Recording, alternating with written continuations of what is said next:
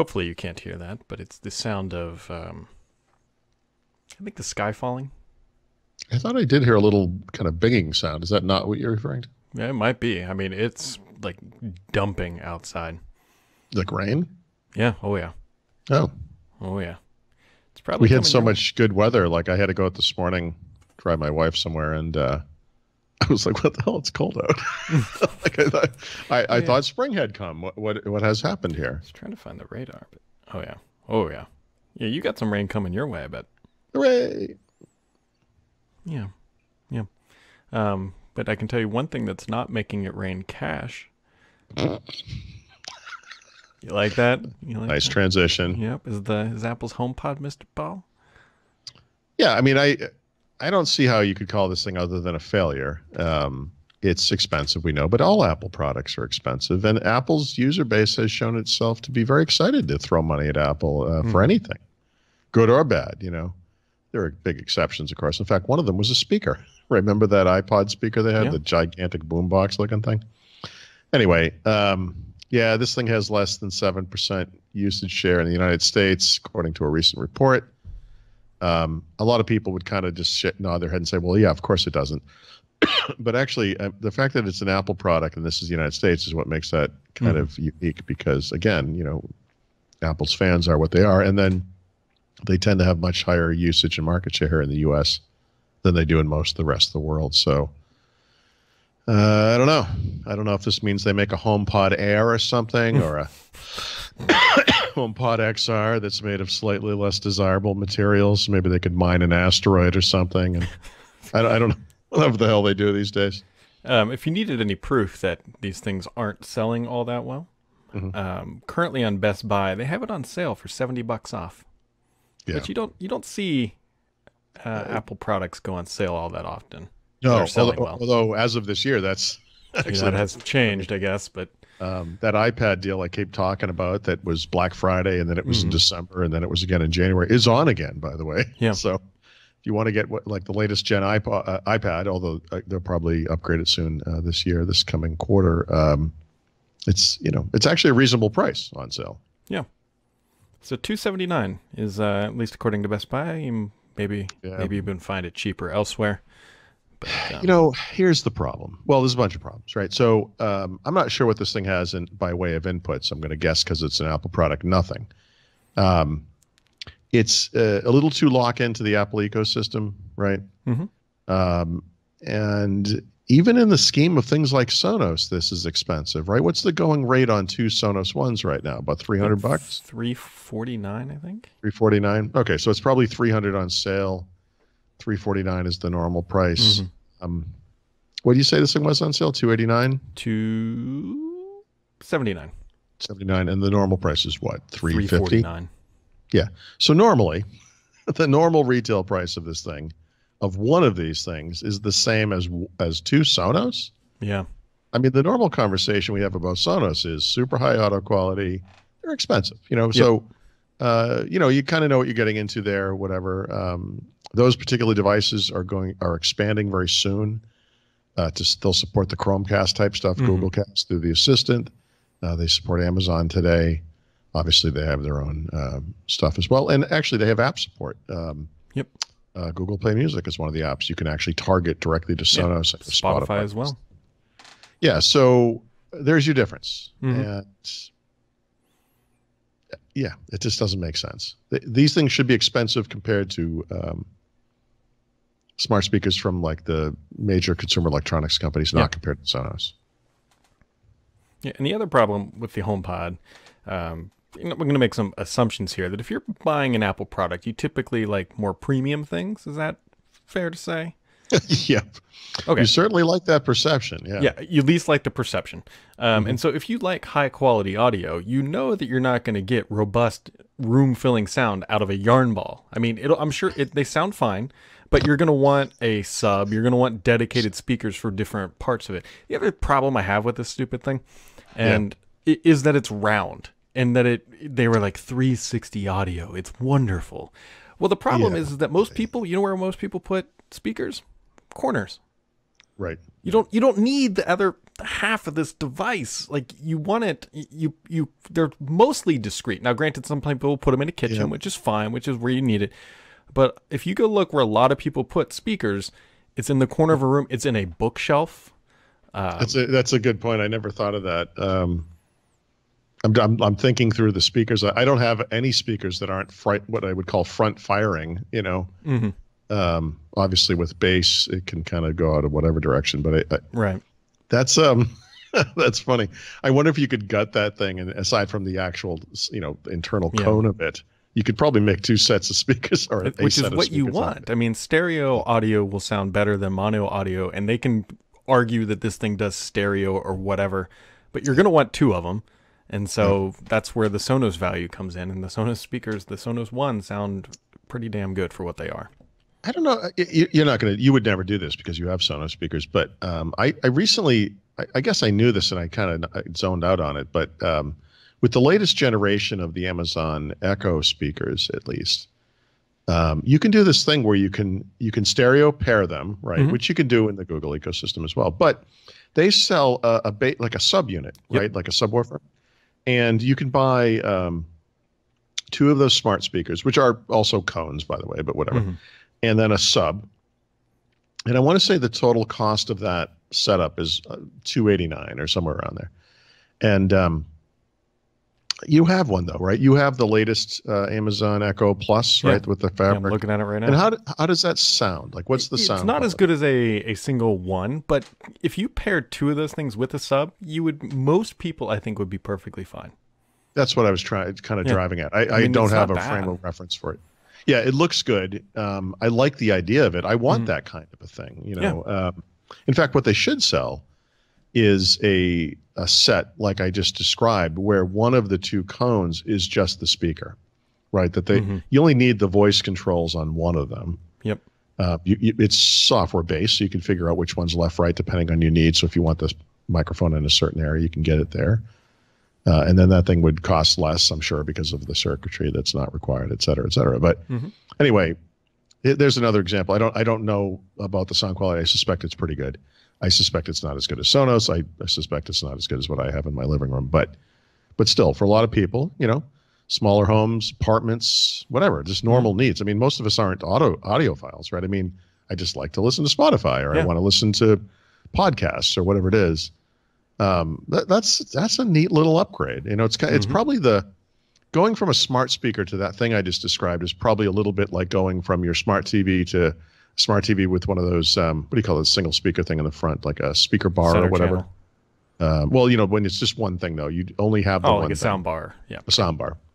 It's just like an upgrade. It's like the next thing up. I mean, because you can go to town, you could wire your room and put speakers everywhere and have truly, immersive surround sound. But a lot of people like, I just want to watch the movie. I'm not trying to be George Lucas here. I don't need the THX thing happening.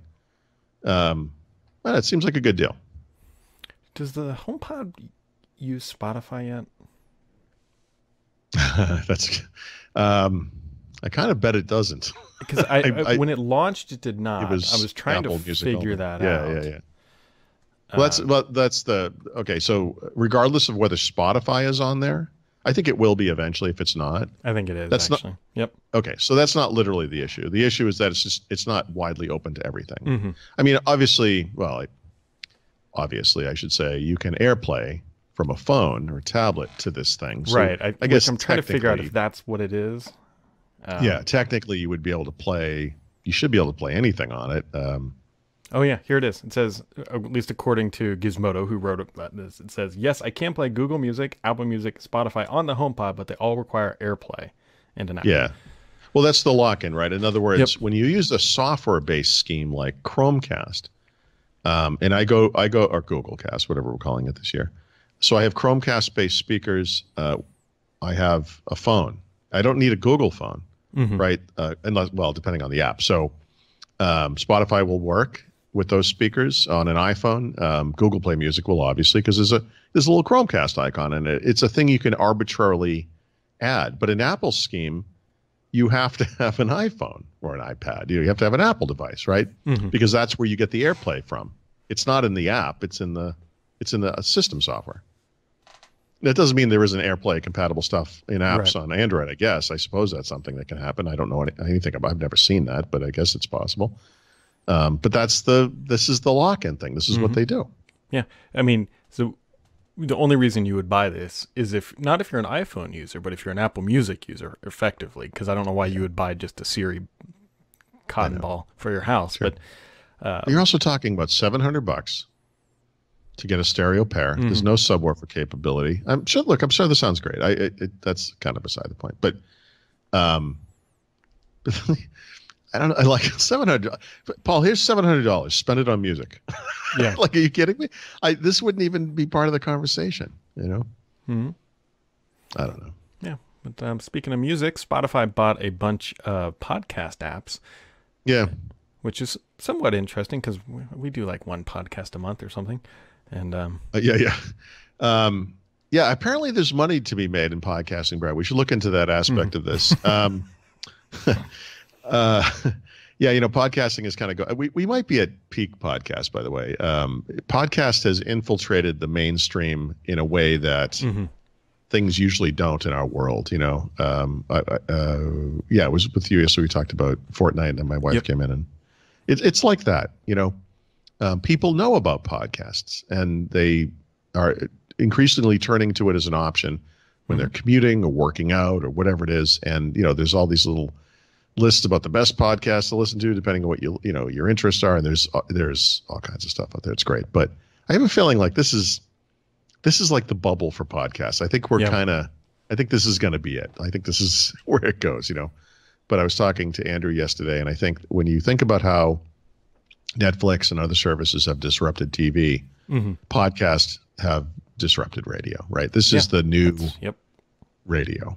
And I know a lot of it's video too, but I mean, for a lot of people, it's something to do while you're doing something else, right? Which isn't really TV unless you're watching baseball. Even this podcast, more people listen to it on audio than video by a sizable number. Yeah. Well, God, look at us, Brad. I know. You're not, every time I look in the mirror, I'm like, "Ugh, that's." Yeah, I was like, "Well, Jesus Christ!" Oh, that's me. There's a man in the. Oh, that's me. Yeah. So. By the way, one thing you might want, well, you don't have to look at it. You can just look at the story I wrote about it. But podcasts, or Spotify, I have to say, delightfully candid and full of data when they announce their earnings, right?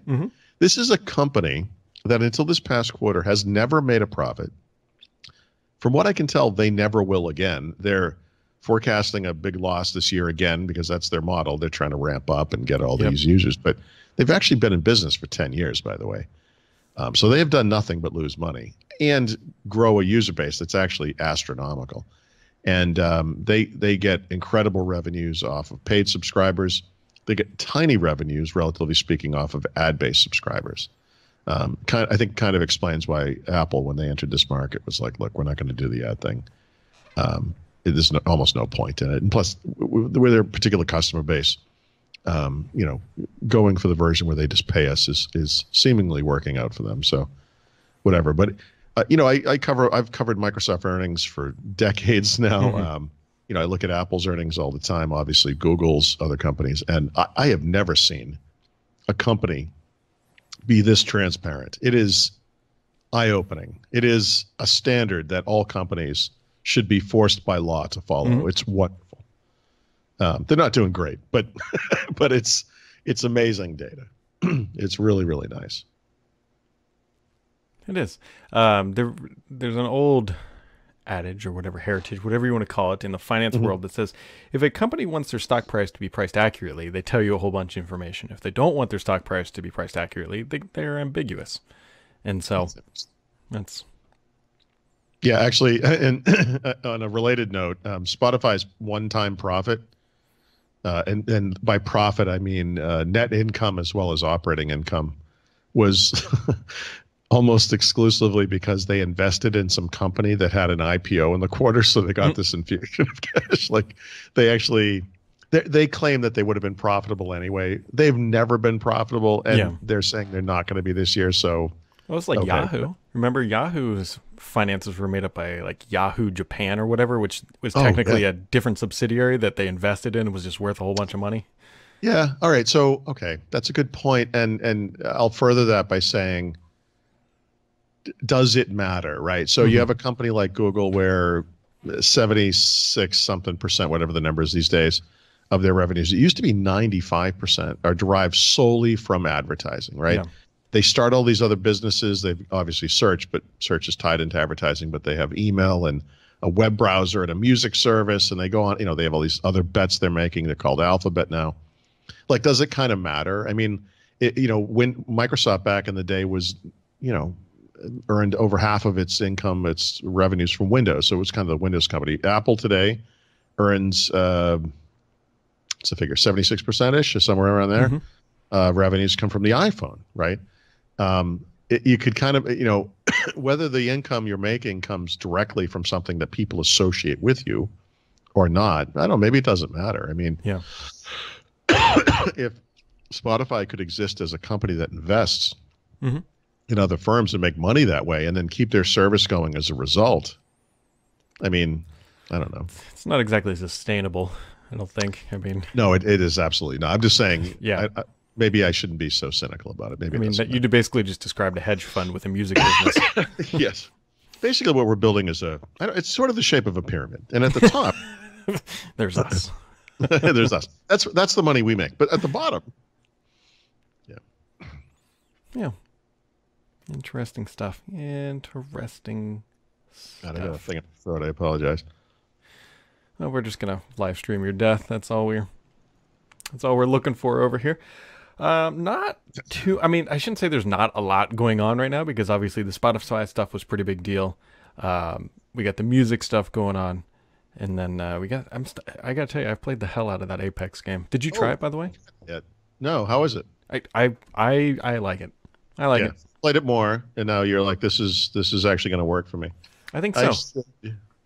At least for a little bit, until the next thing. I am curious, and I'm sure you probably are too. Crackdown 3, I definitely want to try it just because I love the first one. I don't know if it's going to hold on to me like maybe PUBG or Apex will, but yeah. Every month, and sometimes now more than once a month, Microsoft announces some set of games that they're making available via Xbox Game Pass. And I always think to myself, much like a heroin addict or an alcoholic, that if I could just get over this Call of Duty thing, $10 a month, like for this selection of games is unbelievable. Like it's unbelievable. And one of the games we're getting day and date with its retail launch this month, I think I don't know if it's tomorrow or a week from tomorrow, but sometime this month, is Crackdown 3, right? I think it's a week because I think they said they're going to do a play test this weekend. I think is what you might be thinking of. But the game comes out, I think the 15th, something like that. Okay. Well, whenever it comes, yeah, you're probably right. So whenever it comes out, you will get it as part of your Xbox Game Pass. To kind of put this in perspective, if I can not choke to death on dust or whatever this is, I assume this is a AAA full retail $60 Xbox One game. It's it's an Xbox Play Anywhere title. I'll be okay. Hey, sure. You need a No, I'm actually not. It's like not going away. Sorry. It will run on Windows 10 as well. You could get 6 months of gameplay on Xbox Game Pass and get the other 100 and where are we at now? Well, it's even less than that because the first month, according to all the ads on my dashboard, is $1. There you go. So you could get 7 months. Yeah. For the price. So if you're like, I have to have Crackdown, I have to. I have been waiting for this game. It is the most important thing in my world. I am going to play this for the next couple of months, straight up, do nothing else. It still makes more sense to get it through Game Pass, because you never know. And I sort of feel like if I could just break off of this thing, and you could almost exist solely on this stuff. It's very much like breaking off of the normal way you're used to watching TV, where you're like, look, I really like this stupid show that's on Monday nights or whatever it is, and just go to like Netflix. Netflix might not be exactly what you're looking for. But once you break that cycle, that kind of normal way or you're used to, the traditional way you do things, after a while, because we have found this with online services, like we don't even care anymore. Yeah. We will find something good on Netflix, and we will. There's like amazing stuff on Netflix. And I think this kind of works the same way. I agree. I agree. A little verklempt. It's like what my dog does, you know. Then nothing actually ever comes out, but it's like this giant coughing fit, and then she hacks, and you think there's going to be some lung laying on the floor, but there's nothing. I don't know what the hell she was doing. You got anything else today over there, Coffee?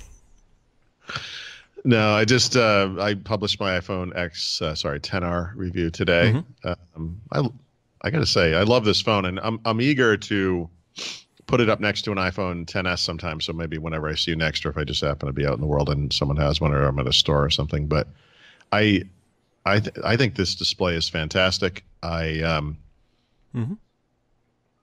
has bigger bezels for sure. They are kind of noticeable. I got the black one. You don't see them as much on that.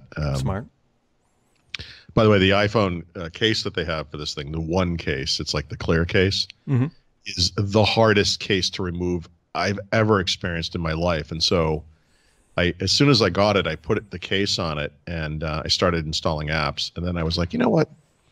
I should have put a SIM in this. That was stupid. And I'm like, I'm going to put my primary SIM. I'm just going to use this as my phone.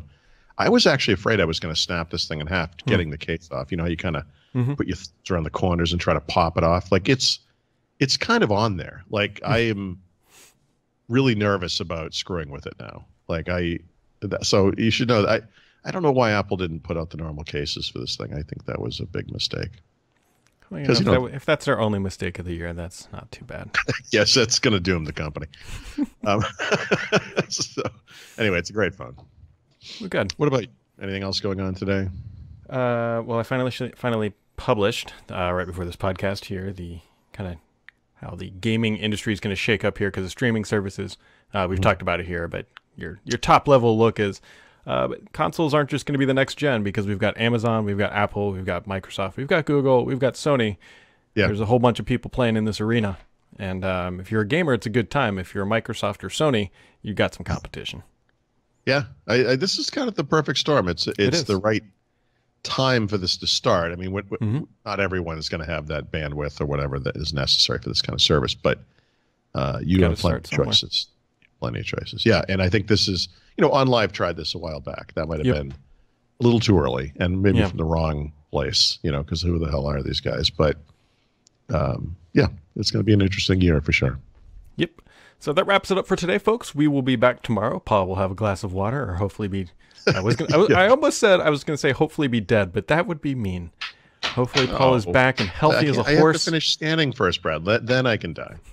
So that way all your memories are cemented in a file format your kids don't understand. And someone can just click delete on it as the final FU to me from the grave. All right, folks. Have yourselves a wonderful Wednesday, and we'll catch you back here tomorrow.